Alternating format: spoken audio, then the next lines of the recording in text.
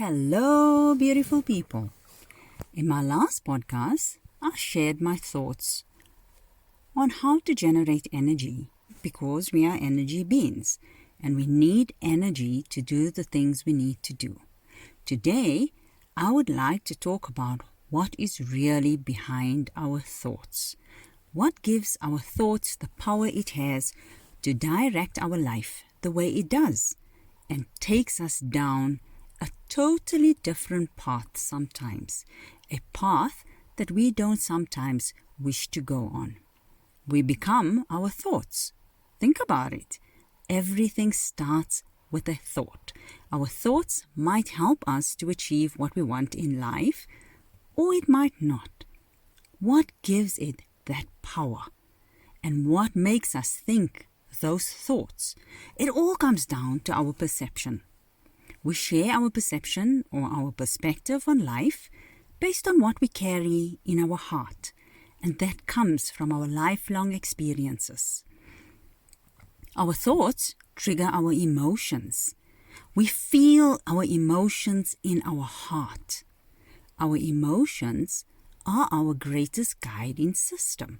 We just haven't been taught to follow it. We choose when to follow it, and a lot of the time we ignore it. And the reason for this could be that we do not understand how emotions can help us direct our life. So we don't fully use it to our advantage. Emotions are also felt in our gut, that part of the body that is just below the navel.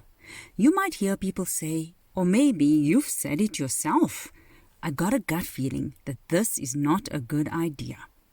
But then the mind might take over and direct you to do something your gut warned you against, and this talks to the thought patterns you've created in your life. We always go back to what we are used to, even if it is not helping us.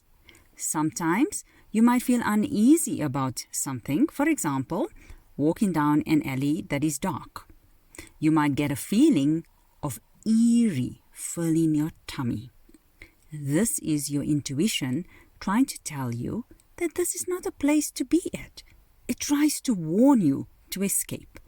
Our mind wants to be in control, and it will tell us why we should walk down that alley. And when you do, and something goes wrong, you might say, I had a feeling. The challenge is you did not act on that feeling when you needed to, because the power of your thoughts took over and controlled your mind. When we learn how to listen to our intuition, we will find that we walk through life more consciously, making decisions that benefit us, keeping us away from danger. Life was made to be challenging so that we can evolve. There is a difference between danger and challenging, and once we discover this, we will find that walking through life will be a totally different thing. Bringing it back to our thoughts in daily life, becoming in tune with your intuition will help you to do the things that are good for you, for your learning, for your growing, and for your evolving.